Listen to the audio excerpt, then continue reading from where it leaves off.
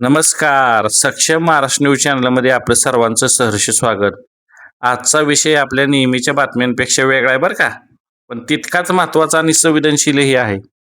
आता व्हिडिओमध्ये जी जागा दिसते तुम्हाला, ही जागा दिवसा शांत आणि साधी असते.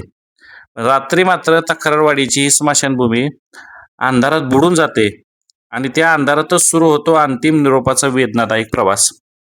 हा आहे तक्रारवाडीचा खरा विकास बरं का. स्मशानभूमीत वीज नाही आणि मृतांच्या नातेवाईकांना मोबाईलच्या टॉर्चच्या उजेडात अंत्यसंस्कार करावे लागतात. हा अंधार नेमका कधी दूर होणार आणि कोण करणार, हा लय मोठा प्रश्न पडलाय बरं का. तक्रारवाडी हे पुनर्वसित गाव. गावापासून जवळपास 1 ते 1.5 किलोमीटर अंतरावर उजनी धरणाच्या पाणी फुगवट्याच्या जवळ ही स्मशानभूमी आहे. गावाचं पुनर्वसन झालेलं आहे. गाव गाव पुनर्वसन झाल्यानंतर अनेक सुविधा उभ्या राहिल्या, पण स्मशानभूमीसारख्या अत्यंत संवेदनशील ठिकाणी कायमस्वरूपी विजेची सोय आजपर्यंत झालेली नाही. ही खूप मोठी खेदाची बाब आहे. आता गेल्या काही महिन्यांपूर्वी येथे सोलर हायमास्ट दिवे बसवण्यात आले. सुरुवातीचे काही महिने हे दिव्यांनी मात्र आपलं काम व्यवस्थित पार पाडलं.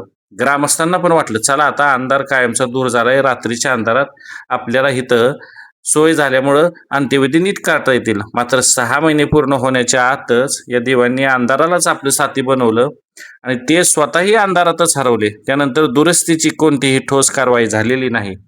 आज परिस्थिती अशी आहे की रात्री अंत्यविधी असल्यास नातेवाईकांना मोबाईलच्या टॉर्चच्या उजेडात विधी पाडावे लागतात आणि यात महिलांची जास्त कुचंबना होते. दुःखाच्या क्षणी अश्रूंनी डोळे भरलेले असताना हातात टॉर्च घेऊन अंत्यसंस्कार करावे लागणं ही वेदनादायक वस्तुस्थिती आहे. नुकताच एका अंत्यविधी प्रसंगी राज्याचे कृषी मंत्री दत्तात्रय भरणे उपस्थित होते. मात्र स्मशानभूमीत दिवाबत्तीची सोय नसल्याने त्यांनाही मोबाईल टॉर्चच्या प्रकाशात चालत यावं लागलं. मंत्री उपस्थित असताना अशी अवस्था होत असेल तर सामान्य नागरिकांची काय अवस्था होत असेल, हा प्रश्न आता ग्रामस्थ विचारत आहेत. अनेक सरपंच आले, कार्यकाळ संपले, आश्वासने दिली गेली, पण स्मशानभूमीतला अंधार कायम राहिला. विकासाच्या घोषणा होत राहिल्या, ग्रामसभेत विषय मांडला गेला, पण जिथं माणसाच्या आयुष्याचा शेवट अध्याय पूर्ण होतो त्या ठिकाणीच मूलभूत सुविधा नाहीत. हीच खरी शोकांतिका आहे. अंधार दूर करणारा आता प्रतिनिधी हवा आहे.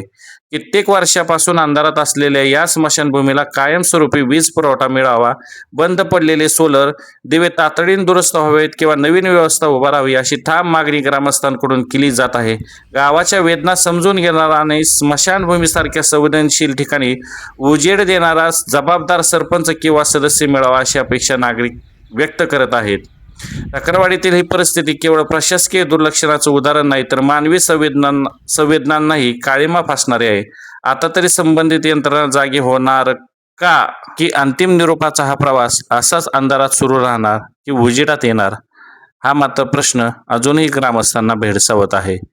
सक्षम महाराष्ट्र न्यूज चॅनलला लाईक करा, शेअर करा आणि सबस्क्राईब करायला विसरू नका.